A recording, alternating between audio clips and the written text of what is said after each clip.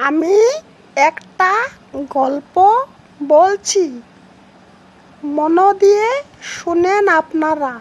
এক গ্রামে এক ছিল রাজা। রাজার ছিল একটি কন্যা। উনি হলেন সতী কন্যা। উনি কোনোদিনও ঘরের বাহিরে যান না। একদিন হঠাৎ করে দেখলেন যে ওনার মাথার আগে একটা জলের বোতলে মাছ একটা চলে আসলো।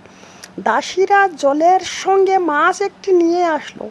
সে বলল, হায় হায়, এ কি হলো আমার?